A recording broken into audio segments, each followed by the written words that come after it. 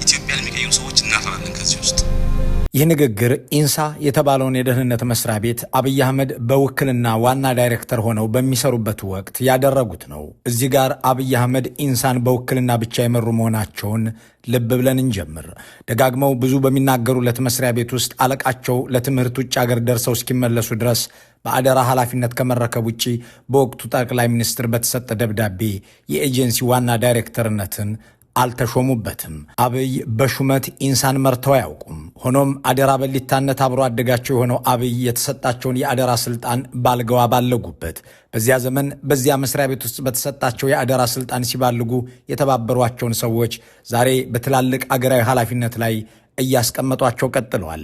በዚያ የሳይበር ስለላ መስሪያ ቤት ውስጥ ከዘበኞች ኃላፊ እስከ ተወካይ ዳይሬክተር ያሉት ሰዎች ዛሬ በአገሪቱ የቀውስ መንገድ ውስጥ ግጭት ጠማቂ፣ አገር አፍራሽና ሕዝብ አስጨናቂ ተግባራትንና ውሳኔዎችን ከሚያሳልፉ ሰዎች ውስጥ ዋና ዋናዎቹ ሆነዋል። ከዓመታት በፊት በአቅም ማነስ፣ በዲሲፕሊን ጉድለት፣ በትምህርት አለመግፋትና በመሰል ምክንያቶች ከመስሪያ ቤቱ ተባረው የነበሩ ሰዎች ተጠራርተው አገርን ወደ ቁልቁለት እያጣደፉ 7 ዓመታትን ዘልቀዋል።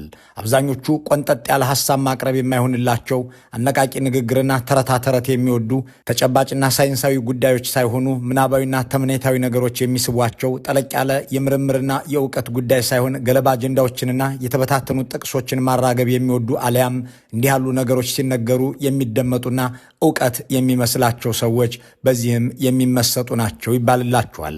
በአንድ የታሪክ አጋጣሚ በዚያ የደህንነት መስሪያ ቤት ውስጥ ከነበሩት መካከል ዛሬ ሁለቱ የአገሪቱን ብሔራዊ ደህንነት በምክትልነት ይመራሉ።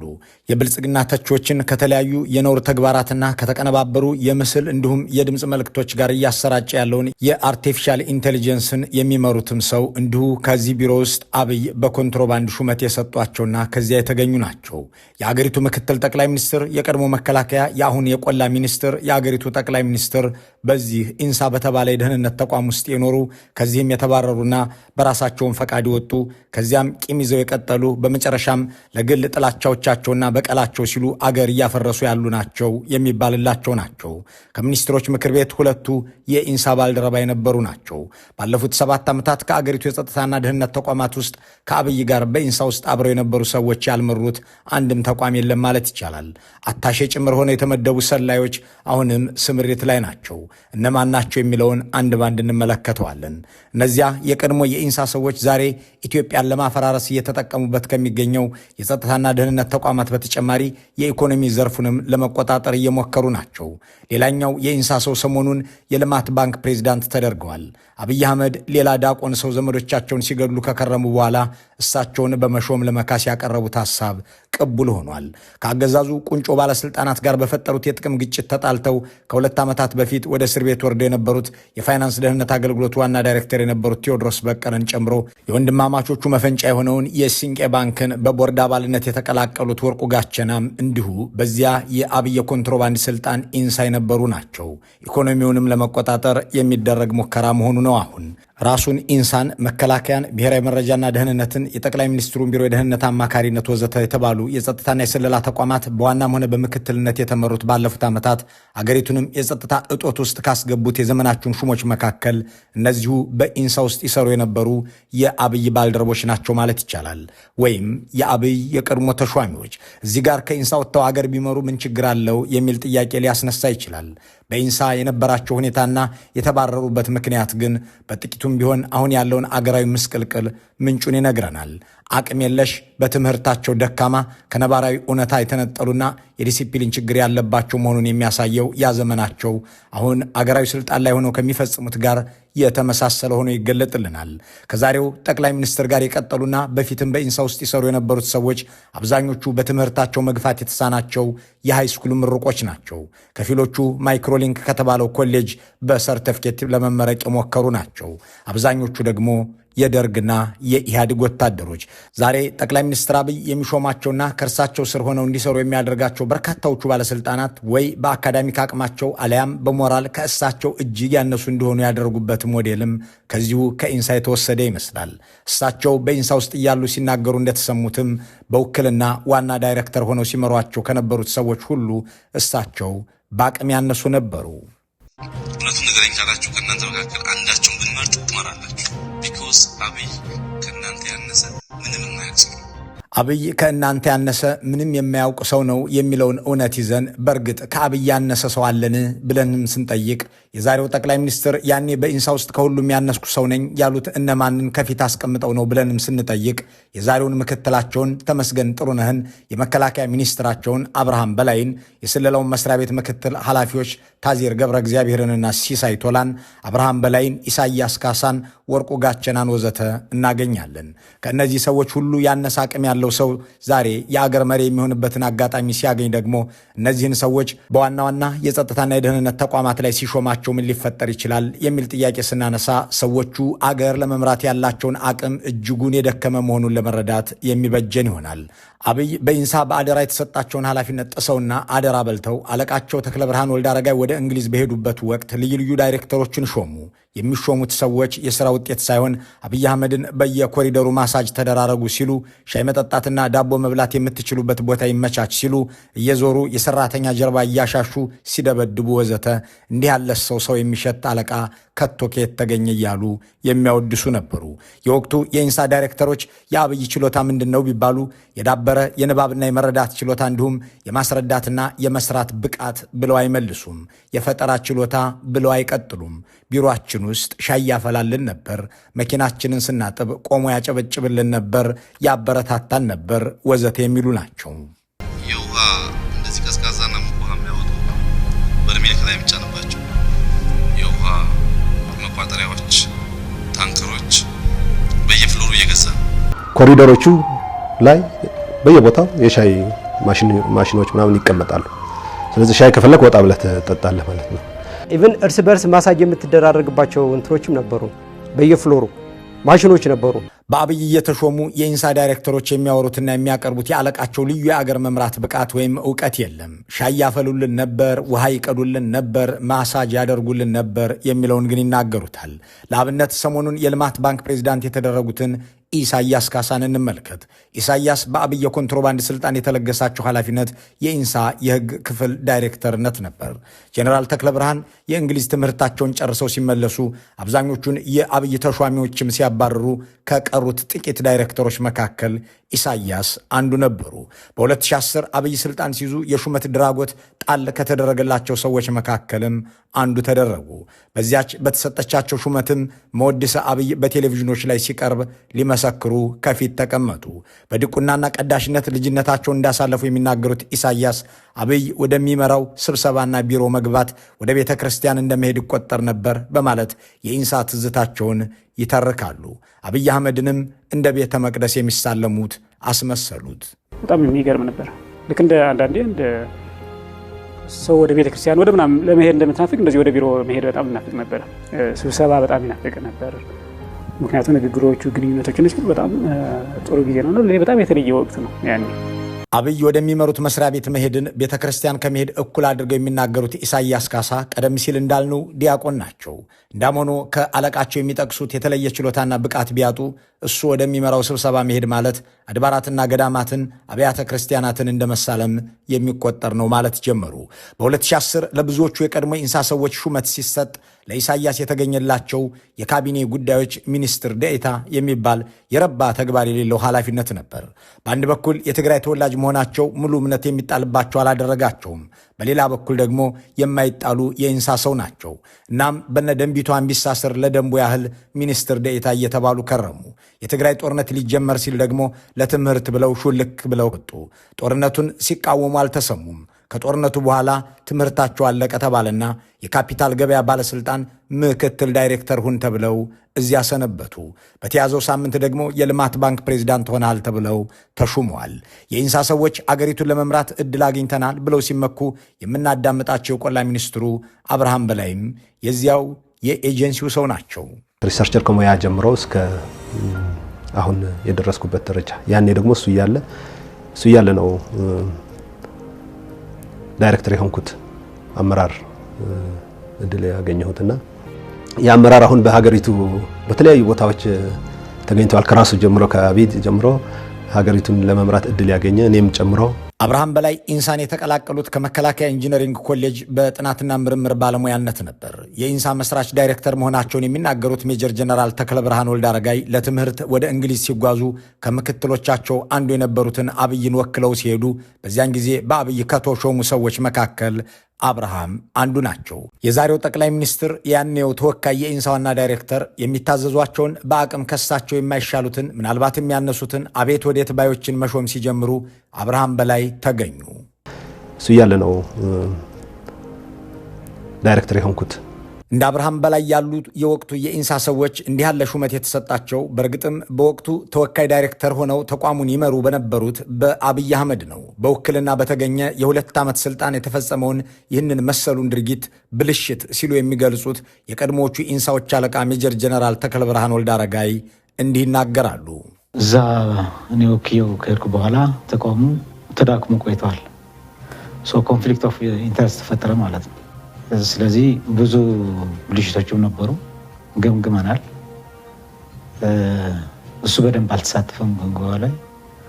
መጨረሻ ላይ ግን እዚህ እንደማይቀጥል ተቋሙ ውስጥ እንደማይቀጥል ነግሬው እንዲወጣ አድርገነዋል። የፖለቲካ ዓላማ ማዕከል ያደረገ ፓወር ወደ ስልጣን የመውጣት እንቅስቃሴ ስለነበር በዚህ ምክንያት ዳሜጅ ጉዳት ደርሷል። በዚህ ደግሞ መቀጠል እንደማይችል ነግሬው ወጥቷል። ደስተኛ አልነበረም ሲወጣ በራሱ ፍላጎትም ስላልሆነ። ዛሬ ጠቅላይ ሚኒስትሩና ምክትላቸውን ጨምሮ በተለያዩ አገራዊ ኃላፊነት ላይ ያሉት ሰዎች ከተቋሙ የሚባረሩት ከዚህ ጄኔራሉ ብልሽት እያሉ ከሚጠሩት ተግባር በኋላ ነው። ራሳቸው አብይ አህመድ ከመስሪያ ቤቱ ተባረሩ። ከኢንሳ በአቅም ማነስና በዲሲፕሊን የተገመገመው አብዛኛው ብአዴንና ኦህዴድን አስከፋ። ልጆቻችን የተገመገሙት በዲሲፕሊን ግድፈትና በአቅም ማነስ ሳይሆን በዘራቸው ነው በማለት ማስጠጋትም ጀመሩ። አብይ ኦህዴድን ሄደው ተቀላቀሉና ፓርላማ ገቡ። ተመስገን ጥሩነህ በራሳቸው ፈቃድ የዘበኞች ኃላፊነትን ከኢንሳ ለቀው ወደ አማራ ክልል ሄዱና የምስራቅ ጎጃም ዞን አስተዳዳሪ ሆኑ። ሌሎቹ በዚያው መስሪያ ቤት ውስጥ አደፈጡ። ከተለያዩ የኢትዮጵያ አካባቢ የመጡ ሳይሆን ከአንድ ፋብሪካ የወጡ የሚመስሉት እነዚህ ሰዎች አብዛኞቹ ከሳይንሳዊና እውናዊ ትንተና ይልቅ አነቃቂ ንግግርን እንደ ትልቅ ዕውቀትና የማይደረስበት ፍልስፍና የሚወስዱ ናቸው።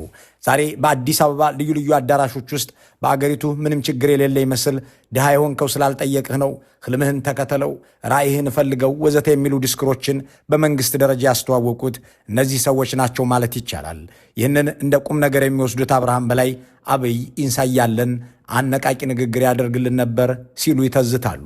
መንፈስህም እንዳይረበሽ የተሻለ እይታ እንዲኖርህ አላይመንትም ቪዥንም እንዲኖርህ ደግሞ ሞቲቬሽናል የሆኑ ስፒቾች፣ ዲስከሽኖች እሱ ሊድ እያደረጋቸው በተለይ በዛን ጊዜ የነበርን የመጀመሪያ ሰዎች በከፍተኛ ሁኔታ ኢንፍሉዌንስ አድርጎናል። የተሻለ ቪዥን እንዲኖረን መልካም አሳቢዎች እንድንሆን ለእያንዳንዱ ጉዳይ ጥሩ ነገር እያሰብን እንድንሰራ አሁን በተለያዩ የአዲስ አበባ አዳራሾች ውስጥ ከገሃዱ ዓለም በተነጠለ ገለጻ ህልም ይኑርህ፣ ድህነትህን አንተ ሳትሆን አእምሮህ ነው የፈጠረው፣ በዙሪያ ያሉ እድሎች ዞር ብለህ ፈልግ፣ ሀብታም መሆን ካለብህ ራእይህን ኑር፣ ራስህን ከጣልክ ማንም አያነሳህም፣ ወደ ስኬት የሚያደርስህ መሰላል ፈገግታህ ነው፣ የማያልቅ አቅም አለኝ ብለህ እመን፣ ሩጫህ እንዲሳካ ራስህን ቅደመው ወዘተ የሚሉ ገለጻዎችን መስማት የተለመደ ሆኗል። ሰዎቹ ይህንን አነቃቂ ንግግር ይሉታል። እንዲህ ያለው ነገር በመንግስታዊ ተቋም ደረጃ በኢንሳ ውስጥ የተጀመረ በኋላም በመንግስት የተስፋፋ ነው። አብርሃም እንዳሉት ይህንን አነቃቂ ንግግር በማቅረብ ሰራተኛውን ይመክሩ የነበሩት ደግሞ የአሁኑ አለቃቸው ናቸው። ኢነርጂ ጌን ካደረገ ከቤታ ይወርዳል። አልፋ ከሆነ ቴታ ከሆነ ክሬት ማድረግ ይችላል። ስቲል ሳይንስ ራይት ማይንዱን መጠቀም እንዲችል ሰብኮንሽስ ማይንዱን አክሰስ ማድረግ እንዲችል ሰፖርት ማድረግ አለብን። ሰዎች እንዲያሸንፉ መስራት የማያልቅ ደስታ ያስገበኛል።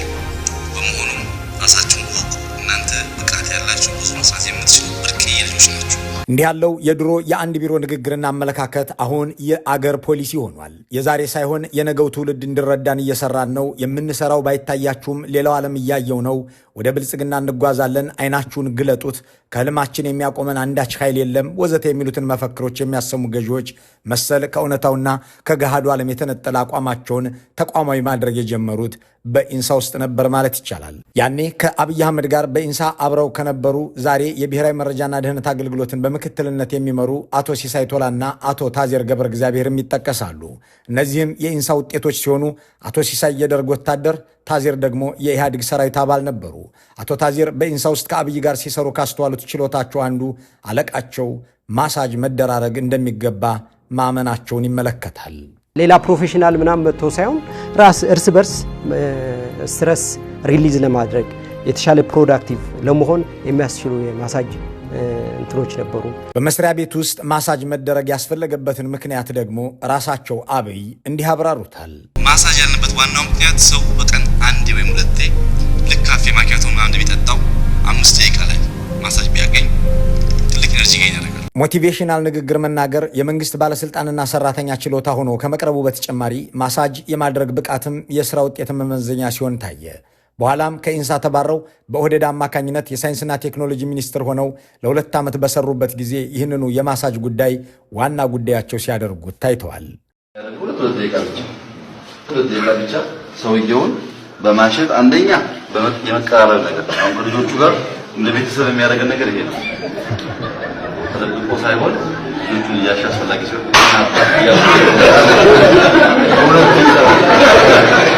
በጥቅሉ ዛሬ አገሪቱን እየመራ ያለው የኢንሳ ኃይል እንዲህ ያለ ዳራ ያለው ነው የሚለው ድምዳቤ ተገቢ ይመስላል። ምክትል ጠቅላይ ሚኒስትሩ ደግሞ አብይ አገር መሪ ሲሆኑ ሹመት የሚሰጧቸውን ሰዎች ገና በኢንሳ እያሉ ነግረውን ነበር በማለት ዛሬ የሚገድሉበትንና ሀብት የሚያካብቱበትን ሹመት እንደሚሰጧቸው ቃል እንደተገባላቸው ያስታውሳሉ።